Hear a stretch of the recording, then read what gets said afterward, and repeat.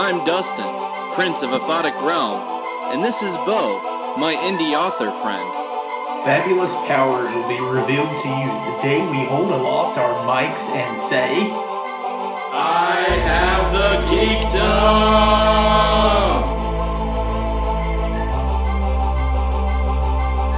Geek-Men and the masters of the ThunderNerds.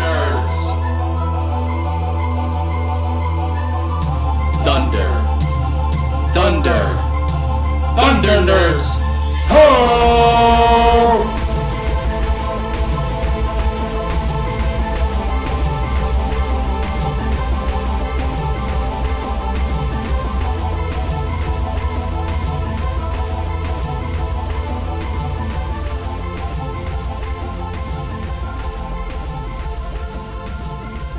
Welcome to another episode of Geek-Men and the Masters of the ThunderNerds. I'm Dustin. I'm Bo. And this is the podcast that talks about all the things you love. Without all the hate. That's right. It's good to be back. And today in Castle Cat Skull, I'm still sick. And Bo's still sick. Still so sick. We are stumbling over ourselves. Take pity. But we have a very special guest. And that is Roland Mann, the comic book creator and professor of mine from Full Sail. Awesome guy. Take it away. Hey, how are you doing? Glad to be here. Thanks for having me. I'm the token non-sick guy today, right? You're gonna yes, you are, sir. Hold down the fort with our sanity. We're high Rub on it in her medication. face, sir. No, I was how's things going for you? I know you've got a bunch of stuff going on. You're always posting about it. You got Cat and Mouse and you still have Tiny going on or Well, Tiny's done. It was we broke it into two so we were going to do it just as a graphic novel, but we got halfway into it and said, well, we can kind of fundraise for it if we break it into two. So we decided to break it into two for fundraising purposes. We kickstarted it. And then once all that was done, it's now available as a graphic novel. So it is available, but it's done. Deanna, that was the artist. That was her first work. Yeah, that was actually she did a great job on that. She really did. She's got some chops. But I think she's young and not sure exactly what she wants to do. She just I think she just finished over at UCF and some kind of art program. I forgive me for not knowing exactly what it was, but so she's got lots of art interest. Comics was just one of them. In fact, she's not even a comic book fan. She the way I met her was actually through my daughter. She's friends with my daughter, and she kept saying, "Daddy, my friend, has this art, and she wants to talk to you about comics." And I feel bad. And I apologized to my daughter later. I said, I feel bad because I've heard this kind of thing, pretty much most of my life, and people, I know this artist, he's really great, and I look at it and I'm like, yeah, you're his mama, right? But it was, it's my daughter, so I probably shouldn't. So she finally said, Dad, you got to look at this, and she whipped out her phone or actually set me down and made me look at it. And I'm like, wow, this is actually really good. And so she set up a meeting with me and Deanna, the three of us. We met at a Chick-fil-A, had lunch. And she showed me her sketchbooks, which were full of Disney princesses and things like that.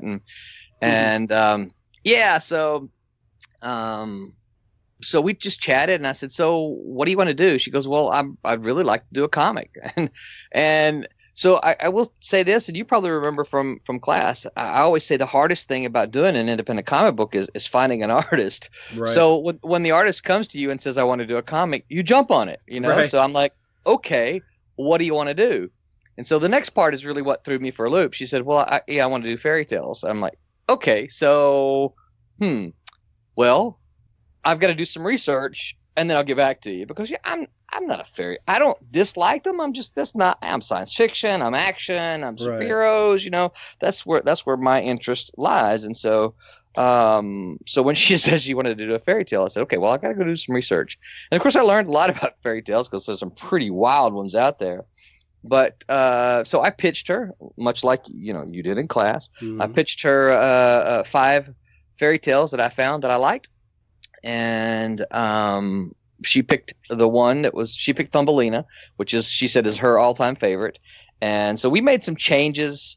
Obviously Thumbelina is ancient, and it's public domain, and so we made some changes to do what we wanted to do. But if you're a Thumbelina fan, you'll recognize the tale. Right. And so that's what we did. We did the issue, and when we're done, I said, so, the work looks great. And she says, thank you so much. I had so much fun. I said, so you want to do another comic? She says, no, I think I'm going to do something else. I'm like, okay. And so I drop her an email about once every 3 or 4 months and say, hey, just, want to let you know, you ever change your mind, want to do another comic? Let's get it done. So I actually pitched her a couple of different ideas based on her art style. They weren't fairy tales, but they were sort of fantasy-based stuff, and she liked them, but she just said she wanted to do something else. And so, yeah. So that's the story of Tiny. That may have been more than you asked for, but there it is. No, that's fascinating. Some people are just happy just to finally get that just out of their system. Yeah. And that may be what it is. That may be her one and only comic book that she ever does, and it is a very good looking comic. And like I said, this artwork is gorgeous. Yeah, I mean, she's very good. I mean, she's raw. There's some, you can look at it and see some things that you look at and go, give her another couple hundred pages, this is going to be really good. But she's got some really good chops. She did all the artwork all on her own, all digital. So the only thing that I contributed to the artwork, I wrote the script obviously, but I did the lettering. Yeah. But everything else is her. So yeah, she's very good, very talented. Yeah, and so to along that same line, well, not same line, but still on your comic history there, I remember seeing that you were bringing back Demon Tales, or I saw it being colored. Yeah, so Demon's Tales is a 4-issue miniseries that was drawn by Paul Pelletier, who is now doing Batgirl for those who are still reading DC Comics. And so one of the things, I love black and white comics. I love black and white artwork, but I realize that the overwhelming majority of the population do not. And of course, when I first broke into the comic book industry, black and whites were a big thing. I mean, they're still out there. You can still find them. Mm-hmm. But thanks to the internet, most of the stuff is done in color now. So, I guess a couple of years ago, I decided, I've got several, black and white comics that could look pretty good, and I could republish them in color if I can get them colored.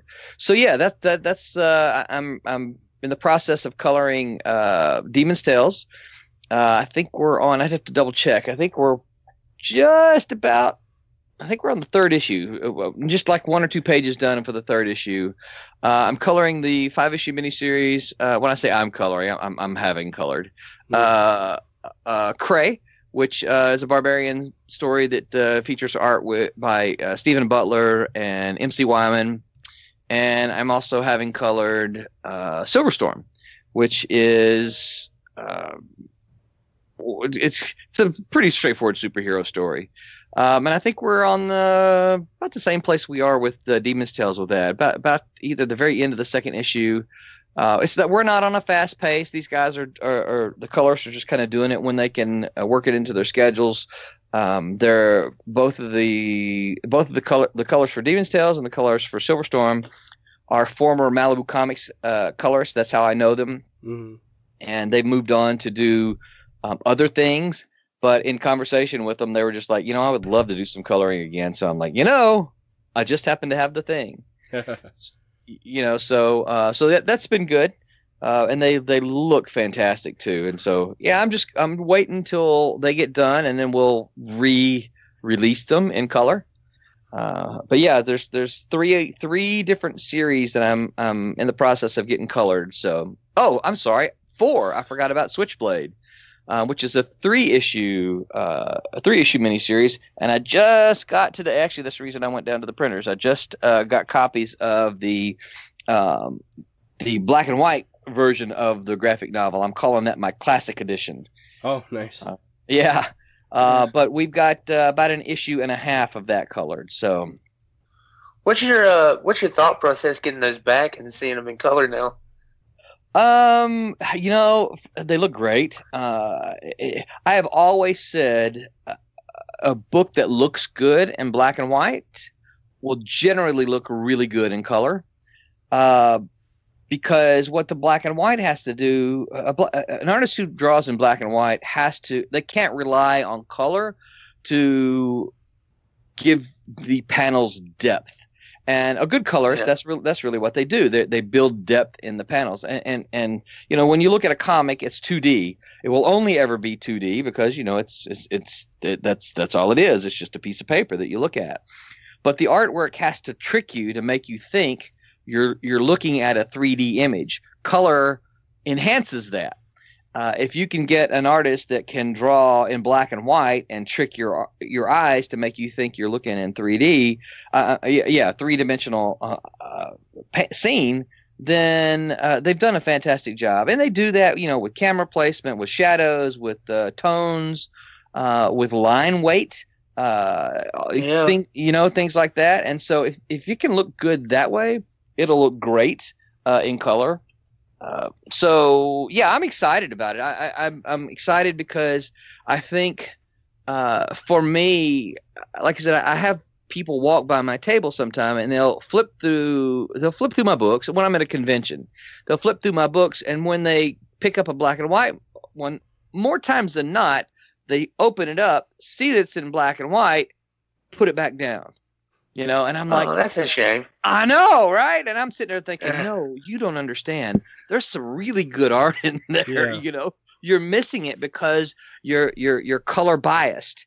And I don't mean that in like a racist kind of way, but they just, and they'll look at the books that I have that they're in color because more than half of the stuff that I have on my table is in color. And so they'll look at those and flip through them, a page at a time. But when they pick up the black and white one, they'll just kind of like, oh, it's in black and white, and put it back down. So I'm optimistic that once those get colored, that they'll become accessible to a portion of readers that were not willing to look at them before.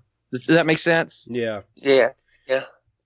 No, it's a sad thing. I mean, there's a lot of people that do that with film too. Some people won't touch black and white films. Yeah. They don't realize what a treasure trove they're missing out on. Oh, absolutely.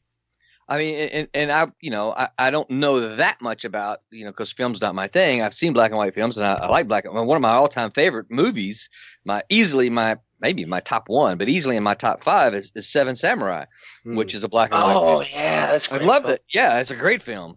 And it's in black and white. And the things that, if you look in that, they have to do the same kind of things that a black and white comic has to do. They have to use tones, right? The lights and shadows to build depth in the image. And so, that's a great movie. If anyone listening to this has never seen that movie, go right now. Well, okay, after we're done here, but go immediately and find it and watch it. It is a fantastic. I forgive you if you give up on the podcast to go watch Curacao. No, I don't. Because if you're going to do that, you got to go get Jimbo too. Yeah. So that's kind of my thoughts on the color stuff, and I'm pretty excited about it because, like I said, I've seen this stuff in black and white for years, my books, but to see the panels, show up in color, going, wow, that looks even cooler than I imagined, and yeah. I can't help but bring up the the indie comics from Teenage Mutant Ninja Turtles, which were black and white. Imagine people just passing those up. Yeah, exactly. Well, okay, so I must confess, I was one of those. Now, I didn't pass it up because it was in black and white. I passed it up because I didn't like the art. But I remember when it came out, I walked into my comic shop, and the comic book owner there pointed to, he had a big stack of them on the wall. I say big stack. He had like a dozen of them. And he said, you need to check that out. You need to get that right now. It's going to be hot. It's going to be hot and it's great. I picked it up. I flipped through it. I did not like the art. I put it back down and said, nah, I'll get it later. And of course, 2-3 months later, it's one of the hottest things. And I have a soft spot in my heart for the Turtles because if I'm not mistaken, Turtles were published in '86, I think. I see my first publication was in '89, almost '88, but that's a long story. But because of the Turtles, they were kind of on the cusp of a black and white boom. And so because of them, really, I was able to break into comics on part of that black and white boom in the late '80s. And so I'm thankful that they did what they did. Yeah, you know the story, right? You know the story about how they printed that thing up, right? Yeah, but for the listeners, please, like. So it's funny because as an instructor, we go through things and we say, this is how you do this is how you do that, this is how you do this, and in general, everything that we talk about, they're good things to do. But the truth of the matter is, however you can get it done works. If you're like, okay, well, I did it and I did it this way and I got it done, but it's not the way you said. Well, my answer is not going to be, oh, shame on you, you didn't do it right. I'm going to be, that's great, you did it, right? You did it, I did it my way. So what happened is Eastman and Laird had this thing they did, right? They did the comic and then they went to the print. They said, okay, now let's go get it printed. So they went to the printer, and back in the day before digital printing, you had to print a minimum. You had minimum print runs. Like so for some of my black and white stuff, the minimum print run was 3,000 copies. And so they printed up, I don't know what theirs was, but they printed up like 5,000 copies. I think that's the print run for the first issue of TMNT 1. But they didn't have the money to get it stapled in the printing process. So they said, just give us the books. We'll buy one of those long staplers from Office Depot and we'll staple them ourselves. So if you've got a copy of Teenage Mutant Ninja Turtles #1, first printing, it was hand stapled by Eastman and Laird. And of course, the thing about it is they did it wrong because they did all that. And then they went to the distributors and they said, okay, hey, we got a book. Anybody want them? And then they got orders for, I don't remember what they got, but they got orders for way more than 5,000 copies. And they're going, oh crap, we don't have enough. We got to go back for a second printing. And then of course they went back for the second printing, which they actually, had stapled that time. And, but now, I mean, what you're taught to do, even back then, what you're taught to do is make your comic, go to the distributors and say, hey, this comic is available. How many copies do you want? They make their orders, you compile the orders, and then you say, oh, they want 7,000 copies. Let's go and print 8,000 copies or 7,500 or whatever you're going to do. But you get the orders first. They didn't do that. They just said, hey, let's print 5,000. We got money to print 5,000 copies. Let's print 5,000 copies. And then the retailers are like, hey, we want more than what you printed. And this is partly why the first issue is so valuable, because it was hot because they just didn't print enough. So, there were things where they did things wrong, but it ended up working out for them because it became a hot property. Yeah, now you mentioned you were part of that boom like in '89, which by the year Batman came out that year. Yep. In theaters, that had to have been huge. To be part of that. But the Ultraverse, which is when I was young, that was huge. That was everywhere. Yeah. Toy stores, Saturday morning cartoons. I mean, yep. I'm pretty sure I still have an action figure in my closet somewhere. I've got a whole set of them still. What was it like being a part of that? So for me, I went out to California in '92. Ultraverse was launched in '93. I wasn't part of the initial launch. I was editing a different line. I was editing books like Dinosaurs for Hire, X-Mutants, Protectors. I was over all that line. What happened is the Ultraverse launched, and it wasn't really a response to Image. A lot of people think, oh, it was just a response to Image. The Ultraverse was being planned before Image came along. It was just a kind of a nice coincidence that the publisher of our company was good friends with Rob Liefeld, and when the Image guys decided they were going to do what they're going to do, then the publisher reached out and said, "Hey, Rob, we could help you guys out." And he's like, "Oh, that's a great idea because we know how to make comics, but we don't know how to get on the market." And so, we're already working on the Ultraverse stuff with the Image, because I don't know if you know that or not, but Image was published through Malibu for about 10 months. And so all the Image books came through our building, and we saw them all. So all the Spawns and all the Youngbloods and et cetera, et cetera. So, but for us, it was something that, this was kind of what we were trying to build up to do anyway. Protectors was kind of a first attempt at it. It was kind of like, let's figure out how to get this done. And when that was kind of, okay, well, this is not working, so let's do the Ultraverse.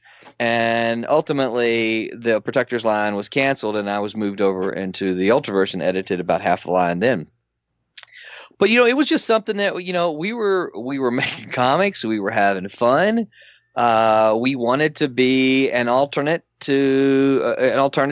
comic to Marvel and DC. We weren't trying to be Marvel and DC.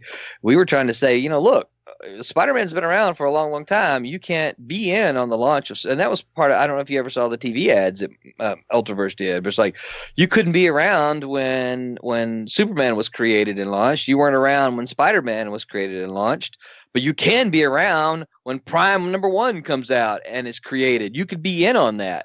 And so it was kind of exciting because we felt like at the time we were creating something that 40 years down the road, 20 years down the road, you would have Marvel, DC, Ultraverse. It was just, we didn't even think that, this is just what we're doing. Yeah.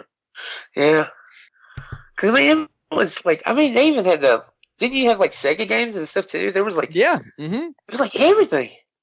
You couldn't escape it. And then it was, I just remember it just out of nowhere. It was like, here's this whole other new super team. This whole other new franchise. And it's just like, you had this like weird vibe, like you should have already known these guys for years. And yeah, here they are. That was the way I always, I don't know, I had like this weird vibe as when I was young. I was like, oh, I guess I should have known these guys, but these guys are cool. Let's check these guys out. So we had part of what we had a brilliant marketing team, which, by the way, included Ross Ritchie, who is now the CEO of Boom Comics. He was part of Malibu's marketing team. But these guys were smart. They were aggressive. They were, they thought outside of the traditional box. We had, the Ultraverse had bench ads. I don't know, just, the back of a bench. If you're on the street waiting for a bus, there's a bench that you can sit on, right? The back was an Ultraverse ad. So these guys found out where Marvel and DC offices were and how they exited the building, and the benches that faced those buildings, they bought ads. So that whenever all the Marvel staff left their building going home, there was an Ultraverse ad. Whenever the DC staff exited their building, there was an Ultraverse ad. So this is one of those things, yeah, we're putting an ad right there. Oh, man. Like, looking back, it really did feel like, everybody else was Nintendo and you guys were Sega coming in. It's like hot and fat. It's just like, boom, here it is. That's right. Yeah. Well, we always kind of prided ourselves on the fact that we could make a decision and act upon it very quick. Marvel and DC are still this way today. It takes them a long time to get things done, just because they've got there's such a monstrosity in the sense of corporate. You got to go get approvals here, approvals there, and then okay, now we got to plan it, now we got to market it. Yeah, okay, and a year later we're going to do this thing. At Malibu, we weren't like that. We could make a decision and get things done very quickly. And so, we like to say that Marvel and DC were sort of the old crickety, creaking guys, and we were young and agile as a company, Right. So.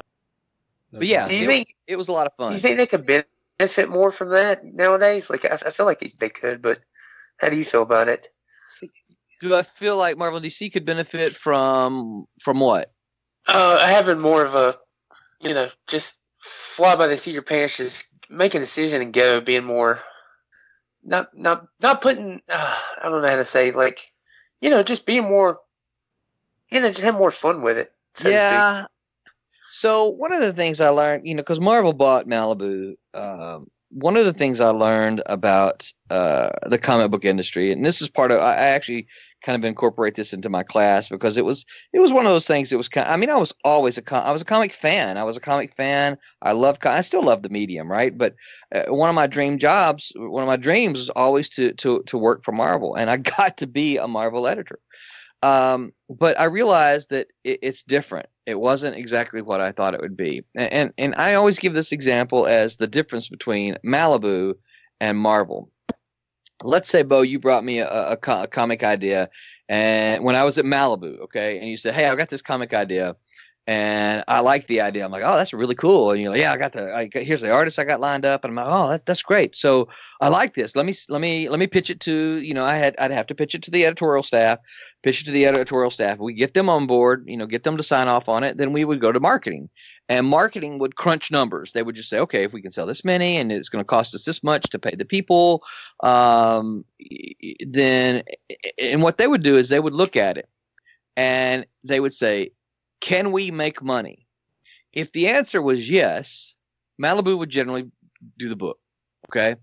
Obviously, if they're like, no, there's no way we can make money on this, then probably we wouldn't do it. But we still did a couple of them. Even we think this will be good for us, right? Good recognition for the company. But usually the answer was, can we make money? If the answer is yes, they would do a book. Okay. So exact same scenario, only now I'm a Marvel editor. Okay. You come to me, you have this thing. I'm like, that sounds really good. Let's go through the process. So by the time we get to the bean counters, what would happen is their question was this. Okay. Now you got to listen real closely, because the question became, how much money can we make?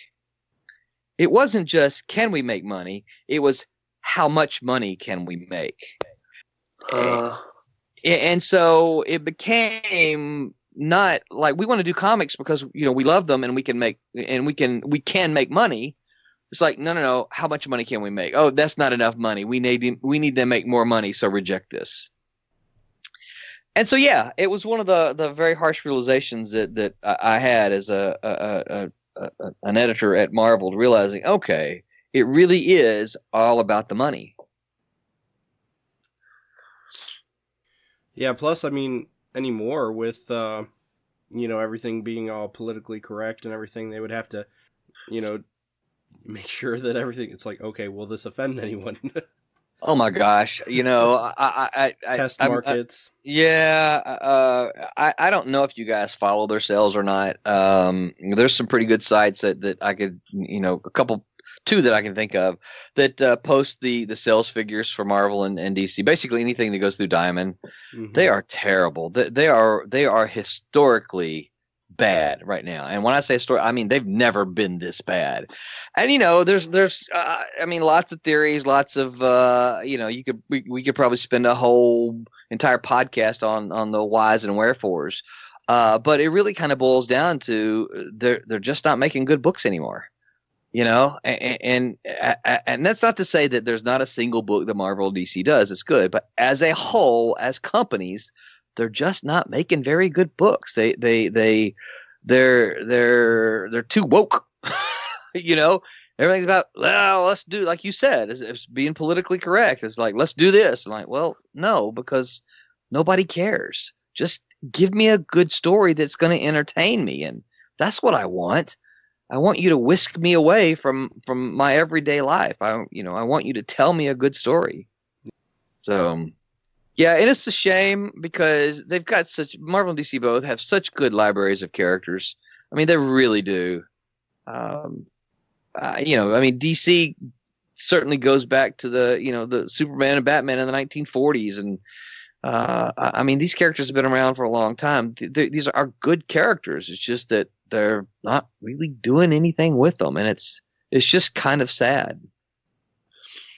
And the funny thing is too, you have a lot of these these up and coming artists and people that really want to get their hands on these characters, and they have like a really fantastic story that they want to tell with them, or something interesting they want to do with them, but they can't do it, or they might not get the chance to do it unless the conditions are just right. Yeah, right. Well, I mean, a lot of it is, I mean, obviously, it's all about who you know. Yeah, you got to know what you know, so you got to know how to do it. But it's all about who you know. People like to work with people they know and people they like. Yeah. So, and this is why, in class, I always say, look, if you really want to work for Marvel and DC, they're not going to hire you right now because A, they don't know you. B, you haven't done anything to show, hey, look, I can do it. So go do something. Go make something so that they can see. I mean, someone like Kevin Smith. Kevin Smith had never written a comic book until, Marvel asked him to do Daredevil. But he had done something. He made movies, right? He made movies. He was a storyteller, and he was an avid comic book geek. So Marvel was like, hey, Kevin Smith, he makes movies.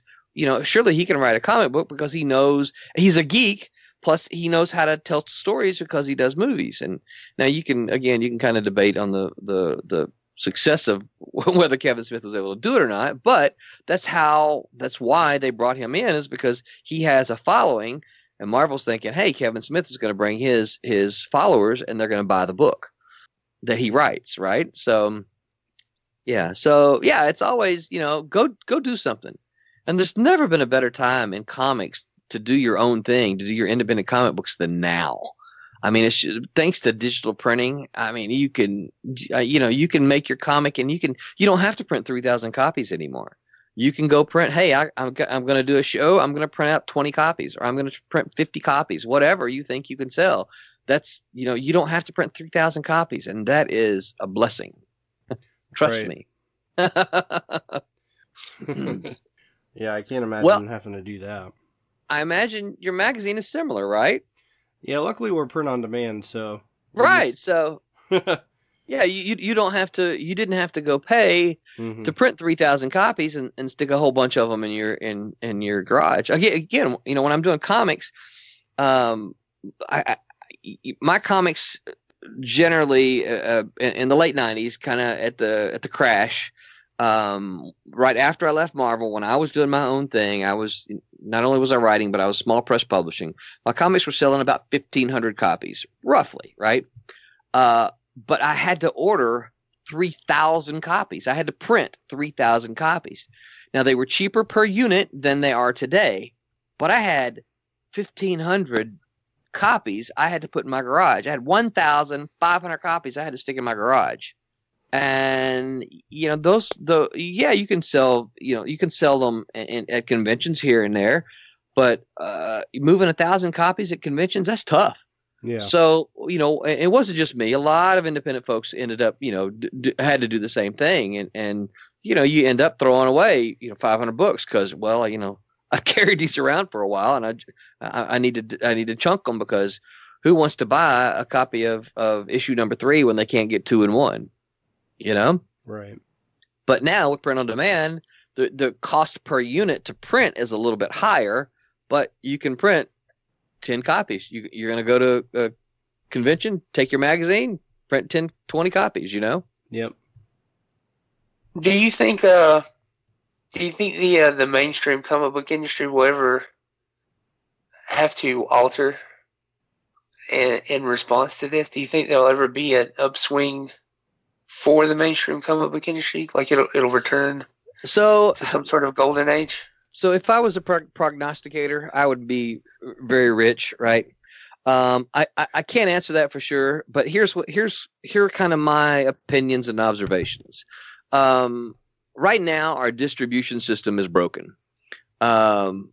If you want to get like when I first got into comics, there were about a dozen distributors. So if if one of them decided they weren't going to carry you, the others would. Today there is one distributor, And if you want your comic book in comic shops, you have to go through that one distributor. So the distribution system is broken. The other thing is Marvel and DC, we just said, they're making really bad books, and I don't know how long they can continue to do that. Someone at Marvel, in upper management at Marvel and DC, I guess you know that DC just had a big round of layoffs. They just let a lot of people go. Somebody somewhere is eventually going to say, you people need to make a change or we're just going to cancel the line. And the scary part of that is because of technology today, they don't really need they used to print the comics in order to maintain the copyright and trademarks, right? But they don't need them today because, again, everyone knows who Superman is. You can do Superman T-shirts forever, and without having to print the book, you can maintain the trademarks that way. At least that's my understanding, right? And so there's going to become a time where really they're in danger of not existing. So I think what's going to happen is that we've got to see some kind of revolution in the distribution market. And a lot of people say, oh, well, that's what digital is. Well, digital's been around for several years now, and we're not really seeing any changes. We don't really see masses going to buy digital books. So we're not seeing masses buying hundreds of thousands of digital comics. It's just not happening. In fact, some of my pals at DC tell me that they believe piracy has actually gone up with the ease of access of the digital copies. You can, you go Batman's digital now. Well, it's easier to pirate that than if you have to scan the book. That takes work. Of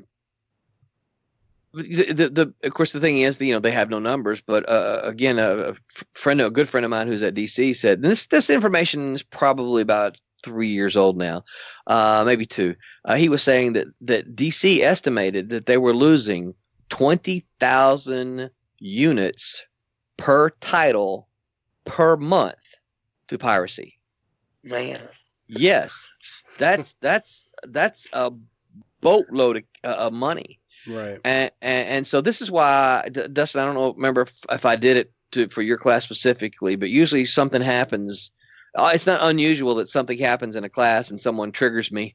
I don't get triggered too much, but when they start talking about, well, I'll just go to go download it for on an illegal site. Well, that triggers me because as one who creates content, when you're telling me, well, I'll just go steal it because that's what I want, I get triggered. Right. No, don't steal. You're stealing from me. You're stealing from the people that I know. You're stealing from my friends who make comics. Why are you stealing? So yeah, that does kind of set me off. So I think the problem is we don't really know how to monetize digital yet. And once we can figure that out, once we can figure out how to turn that to money, to actually generating decent. And I don't mean, oh, well, okay, yes, I've got a little bit of money for Tiny. I got a little bit of money for Cat and Mouse and some of these other digital things, but it's not very much, right? Right. And yeah, of course, oh, well, Spider-Man digitally gets more than me. Of course, I'm sure it does because it's Spider-Man. But still, it's not really enough that it's changing the industry, It's unfortunate. And so I think if anyone can ever figure out how to monetize digital, then we might see a revolution in comics. But I think until then, I think we're going to continue to kind of languish where we are as people try to figure out how to get things done. Right. I know I've been burned by digital stuff before, so it's just like with digital movies and stuff too, there's just, you don't have that physical copy in your hand to guarantee that you always have it. So it's like, oh, I bought this movie, I get the digital copy, I go to watch the digital copy, but oh no, the deal that we had with this is gone, so you don't have that movie anymore. But it's like, I paid for the digital copy, I should still have it. Did you just get an email from rent it? Right. Did you just get an email? Ultraviolet? Mm-hmm. Yes, that's what I was fixing to say. Yep. I just got an email today. So did I. I just all of your movies that you own on Ultraviolet. Guess what? We're going away. Yeah. I think with Ultraviolet though, the good thing with them is you can tie it to another service and they'll roll over. I already got an email a while ago, and all my movies from Ultraviolet rolled over into iTunes. So, sweet. So I was able to do that a while ago, but I did get that email recently. Yeah. So I need to make sure that, like, because Ultraviolet is going away, I'm going to lose my iTunes, the stuff from iTunes. I need to make sure that nothing like that's going to happen. But, right. You know, it's that uncertainty.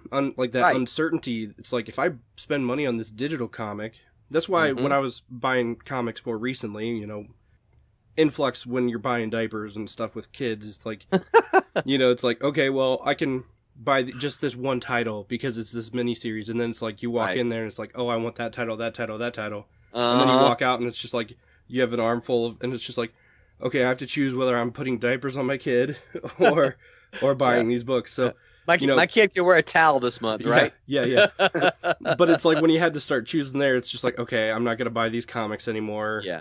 And it's just like, I'll just get this one.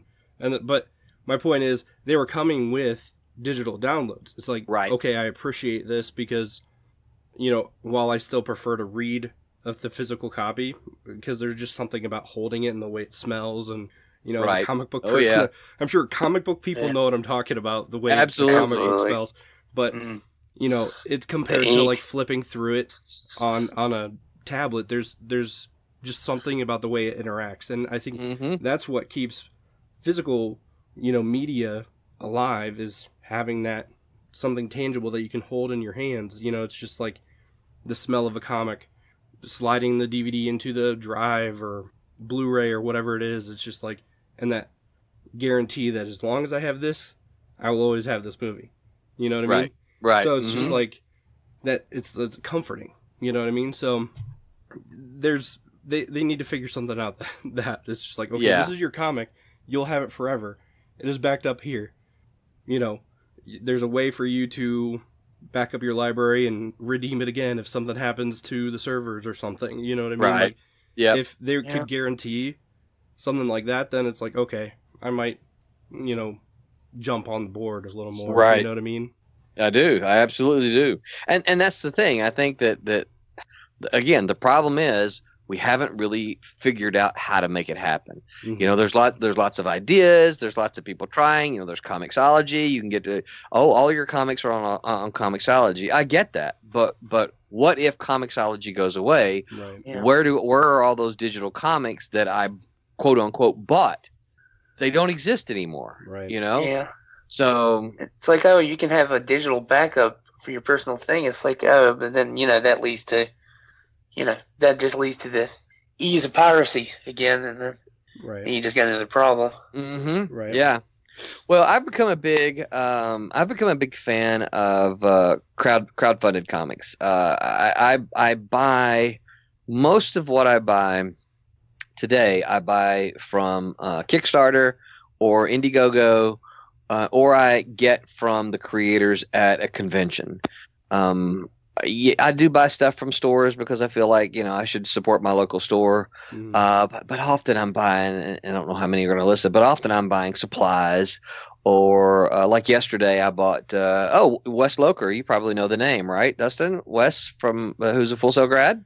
Yeah, that sounds familiar. Yeah, he had two new comic books released yesterday. So I bought those from my local store. In order to not just support Wes, but to support the local store. But really, for me, Kickstarter, Indiegogo, and meeting the creators face to face at a comic convention is where I buy probably easily 98% of what I buy now. Yeah, and in fact, actually, after you had that, after you invited me to the class where you had Mark Darden, we had him on the podcast and. Oh, really? Talk to Mark, yeah. Yeah, his guano guy is pretty awesome. It is funny, isn't it? Yeah. Yeah. Actually, I've got a little. I don't know if he wants me to say this. I've got a little script here from him that I've had now for about 3 weeks. I'm supposed to read and get back to him. Nice. A little short, something new he's working on. So, So I can just tell you that I got something in my hand, something new that he's working on. But I'll leave anything else to him. Yeah. He's a good guy. He is. I like him a lot. Yeah. Yeah, that was really cool. And he just moved out to California. Did he again? He sure did. Yep. Because I was seeing him, around all the local shows here because he was he was living in South Georgia, and so I would see him, and he had, I think, friends in the area. But last time I saw him at a show, he said, "Man, I'm moving to California." I'm like, "What?" So I assume he's out there already. Nice. Hey, Mark. Hope you're enjoying California. Yeah, for sure. Good luck out there. Yep. Oh man. Yeah, and with season 1, we were working with Joe's Kick of the Week.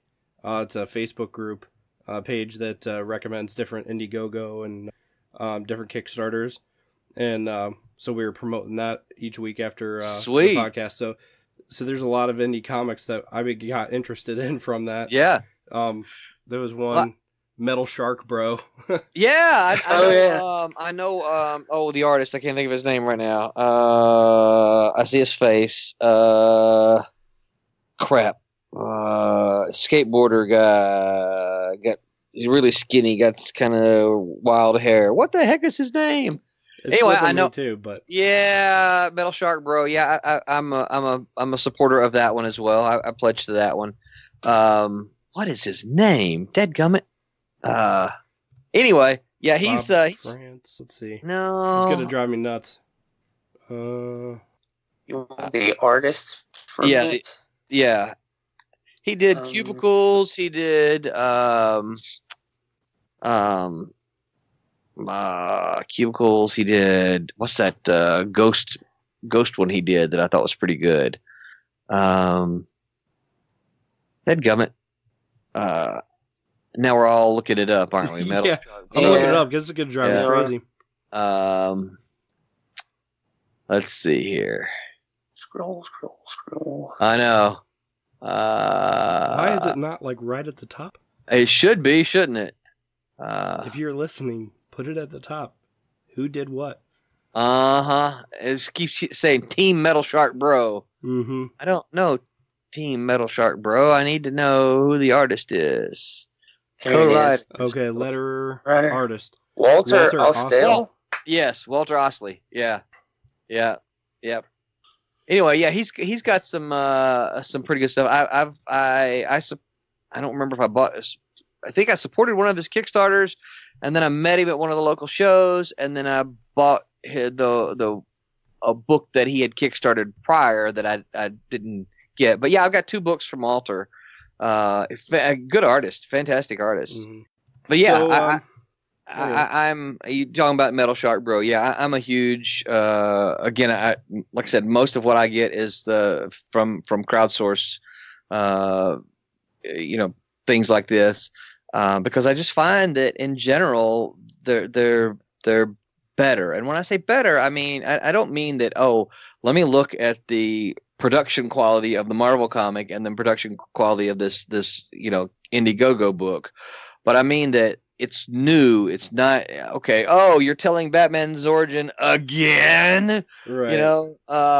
It's I wish that Marvel would remember what they used to do in the 1980s and before that. Is that hey, give me a couple panels to tell me how Spider-Man became Spider-Man, and then just tell me a stupid story. Not a stupid story, but you know what I mean. Yeah. You don't have to every couple of years stop and retell the origin. Mm-hmm. And I think that's what I like about independent comics is that you don't have to. One of my favorites that I picked up in the last couple of years is a book called Runners by Sean Wang. Mm. It's sci-fi, very family friendly. It's good stuff. Looks good. The art is good. The writing is good. I enjoy it quite a bit. I think he's either in the middle of one or just finished a Kickstarter, because his were done in black and white too initially, and then so he's done a Kickstarter to say, hey, here's the color version now. Oh, nice. Yeah. So, but yeah, I'm a big fan of that. Well, speaking of Kickstarter, you just had one last year for Cat and Mouse, right? Yep. How did that go down? It went really well. We were actually fully funded in the first 2 days, which surprised us. We set the amount where we anticipated being funded, just not in 2 days. Yeah. We were thinking That's gotta feel good. Yeah, it felt great. Man, you kidding me? It felt fantastic. We were thinking, okay, we've got 30 days. We think, we think we can get this much money in 30 days, and then in 2 days, we made the entirety of the what we were asking for. So yeah, it felt fantastic. Yeah, for sure. So yeah, we were excited about that. Yeah, it's running Kickstarter is tough. It takes a lot of time, a lot of energy, a lot of effort. There's a lot of times you're like, I really don't want to post again. People are tired of hearing me say, "Hey, please go give money to my project." But that's really kind of what you got to do. Yeah. You gotta get out there and beat the bushes and just make people aware, because you gotta remember the algorithms on social media now. You can post 4 times in a day, 4 hours apart, and you still have people on your list that won't see it. Right. So it's almost a full-time job when you do it. Yeah. So yeah, we're gonna we'll kickstart. We're working on number 2. I've also got a couple of other projects in the works. And a couple that I'm trying to get out. One of the things, one of the pieces of news that you actually be the first to hear it here. Nice. Is I'm getting ready to bring back my my publishing label, comic publishing label, Silverline. So Silverline was formed in the late '80s. And we were a packager then. And basically what that meant is that we put books together and submitted them. We're kind of like an agent, but we put all the teams together. We created the package, and then we submitted it to publishers. Silverline kind of went away when I became an editor. And then after the Marvel collapse and when they fired everybody, and I went back when I went small press, I just picked up the label Silverline and used that as my publishing imprint. And I published from 97 to 2000. I published 13 books, 13 comics, I should say. Where some of those were with another ex-professor of yours, Sidney Williams. He did some books for me.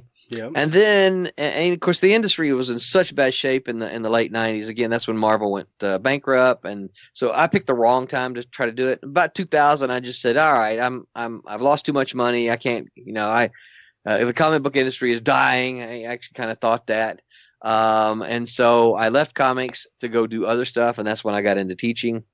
And not quite a decade later, I'm like, okay, comics are still around, and I got a freelance gig doing an adaptation of Huckleberry Finn, which is my all-time favorite novel. And after I finished, I'm like, okay, that was kind of fun.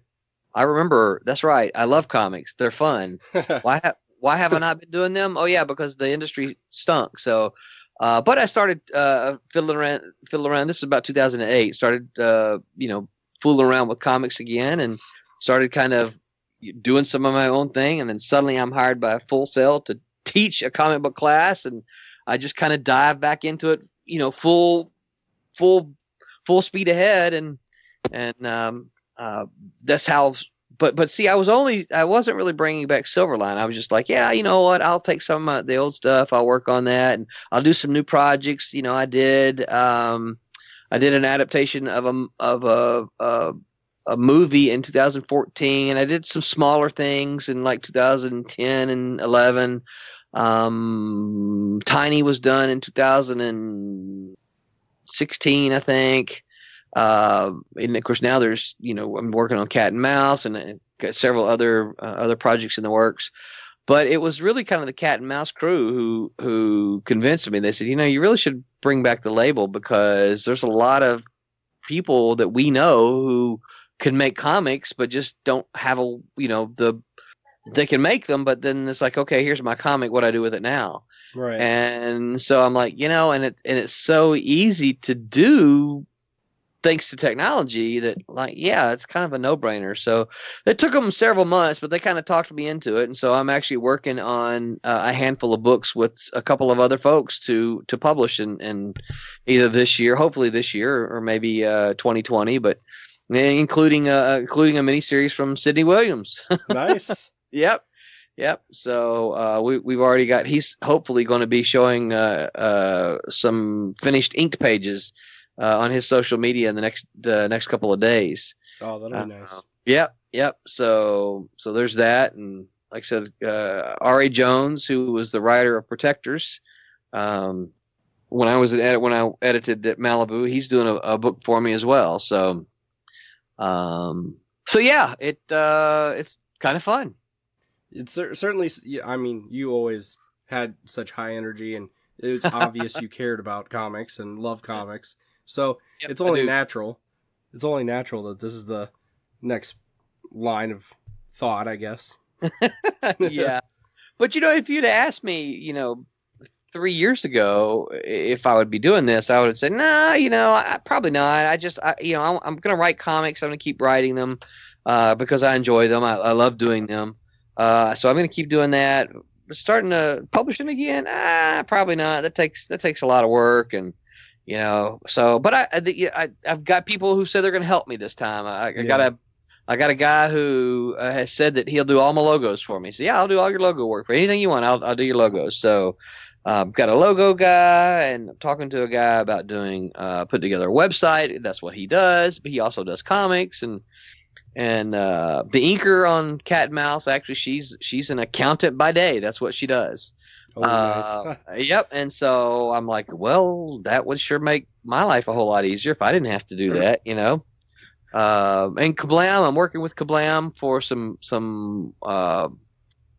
ways to. They're writing some software for this to work with their system, so that if you go, let's say, like right now, if you go order a copy of Cat and Mouse #1, the Kablam prints it and ships it out.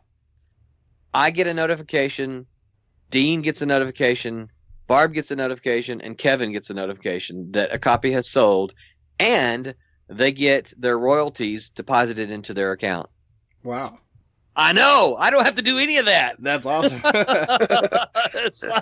It's like, wait a minute, what? You can sell comics and I don't have to keep up with how many are sold in order to pay royalties to the people who worked with me? Yeah. Where do I sign up? So yeah, that's been really, really nice to get. So I'm all these people who worked on comics with me that I'm getting ready to make available, in color and on at Indie Planet. I'm like, okay, I need you to sign up for a Kablam account so that we can do this. So yeah, so that's a sweet way technology helps us, For sure. Well, I don't want to take up too much of your time. Do you have anything else that you'd like to promote or talk about? We really appreciate you coming on. Oh, absolutely. I know I told you, I think, I don't know if you were recording when I said it. I told you off air, and yeah. Okay. So, but this, you just get me talk about comic books. Yeah. I'm happy to talk. If you ever want to talk about the production, how they're done and that kind of thing, I'm happy to come back, happy to chat. As for to promoting, I mean, obviously, when you're creating content, anyone who feels so inclined to go, follow me on all the social medias, I certainly appreciate it. I'm really easy to find. On Twitter, I'm Man Roland. On Facebook, I'm Roland Mann Author. I pretty much use that little caricature of me. That's kind of my where you can see. I got a buddy who said, "Hey, I need to add glasses to you," because I wear glasses now pretty much all the time, and my little caricature does not have them. Mm-hmm. And he says, "Hey, man, if you'll send me the high-res file, I'll add glasses." So I'm probably going to be adding glasses to my caricature here fairly soon. Except that I've still got like 500 business cards that won't have them. Yeah, just doodle them with a pen. Yeah, there you go. Yeah. So anyone who wants to do that, I would certainly appreciate. I try to keep things up to date. Silverline also has a Facebook site. We're working on the website still, but it has a Facebook site So anyone who wants to follow that, we haven't really done a whole lot for that yet because I'm kind of waiting to get a couple of the projects ready to go. I know I mentioned that working with RA, working with Sid Williams. Those projects are in the works. They're just kind of not ready yet, so we really can't kind of start promoting them. So yeah, I'm really still kind of probably a couple of months away from any kind of really announcement. So if I can get your permission, and I'm putting you on the spot because you're on air, but if it's okay with you, when I get stuff ready, I would love to come back on and chat with you and do some hard sell promoting. Oh yeah, we do a Kickstarter, that kind of thing. So anytime. Absolutely. Well, thank you very much. I appreciate that. But no, other than that, that's pretty much it. Awesome. Well, yeah, thank you so much for coming on. It's been so fun. Absolutely. Yeah. Well, thank you for having me. I appreciate the invite and appreciate the conversation. Yeah. Anytime, you want to come back on, just let us know. Sounds good to me. All right, and until next time, you can join us on Discord and talk about it in the chat. Hit us up on Patreon, where you would have heard this episode first if you had been a member of it. And any news and extras that we probably cut out of this episode where we got off topic or ranted. And you can check that out. And until next time, I've been Dustin. I've been Bo. Have a good one. Later, guys. Good night.